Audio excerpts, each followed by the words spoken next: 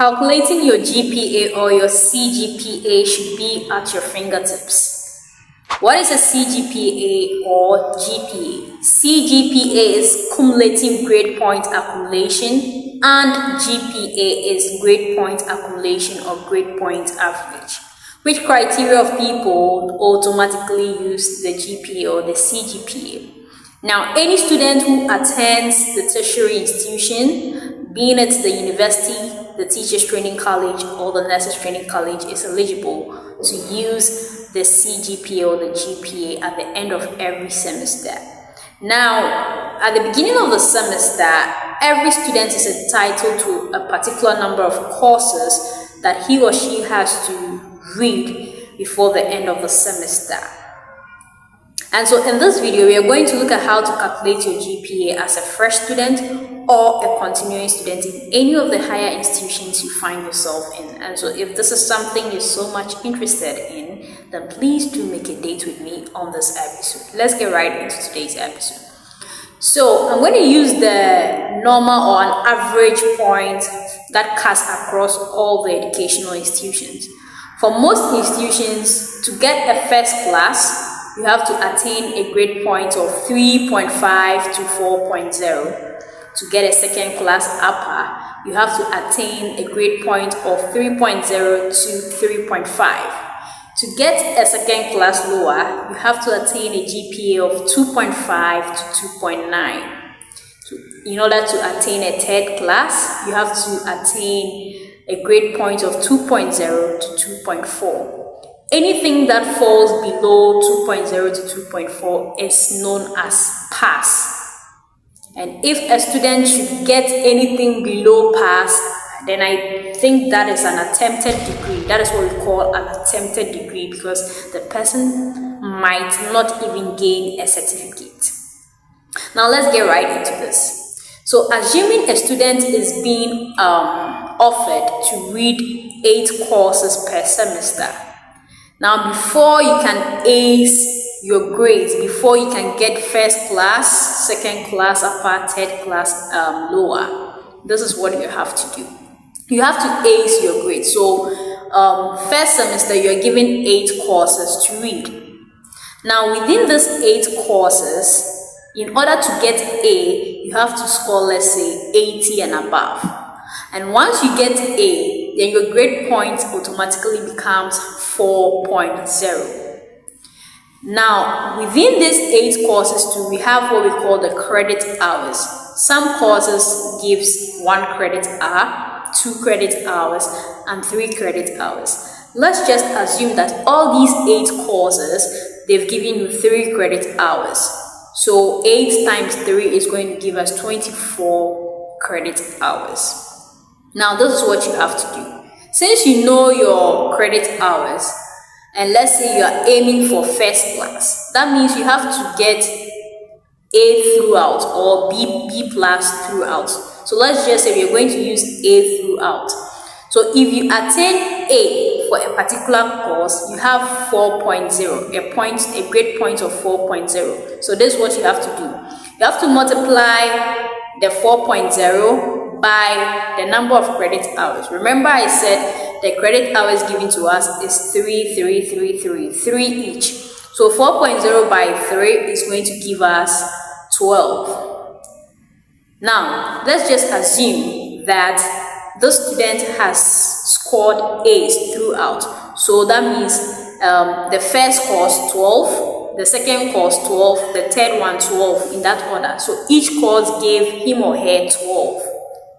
So this is what you have to do. You multiply 12 by 8. 12 by the number of courses. So 12 by 8 is going to give us 96. In a situation whereby the student had B plus, remember the grade point for B plus is 3.5. So what you have to do is multiply 3.5 by the number of credit hours, which is 3. Then you get 9.5. After getting 9.5, you add 9.5, 8 times, or 9.5 by 8, whatever you get, that is the credit hours. You're not yet done. You're not done. So the student who had A's throughout multiplied 12 by 8 and had 96. This is the next step.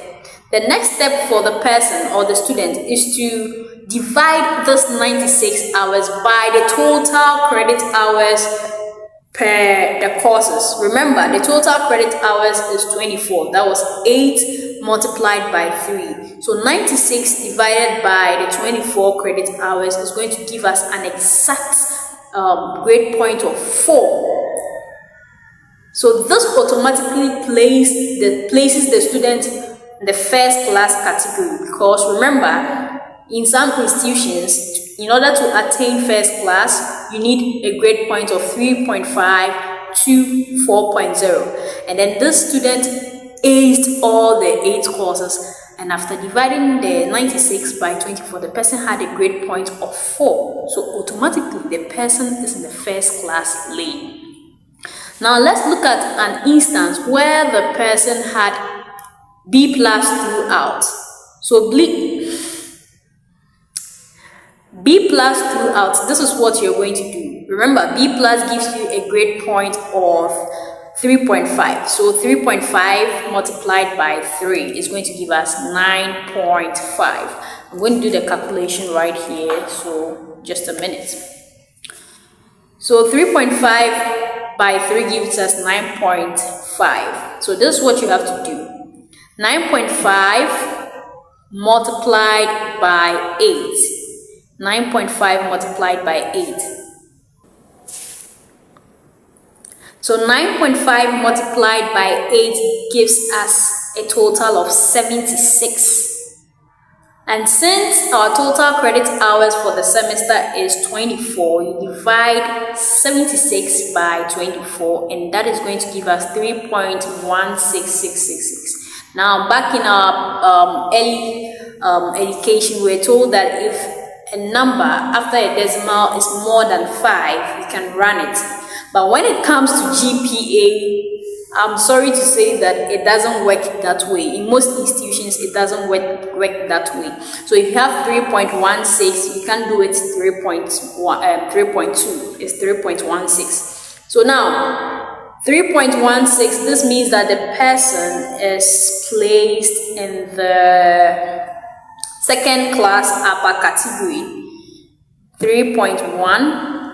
The student is placed in the second class upper category, because we said earlier on that in order to attain first class, you need 3.5 to 4.0. In order to attain second class upper, you need 3.0 to 3.5. Now, what's the difference between the CGPA and the GPA?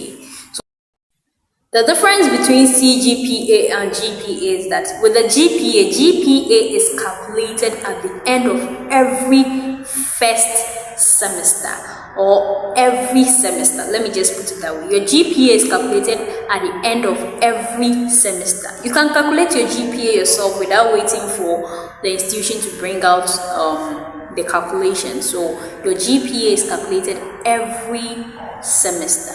Now let's say you are in level 100. So your first semester, you've been able to calculate your GPA. In order to calculate your CGPA, you need that of your second semester results to divide by 2 in order to get your CGPA. So in a nutshell, your CGPA is the median score between your first semester and your second semester results.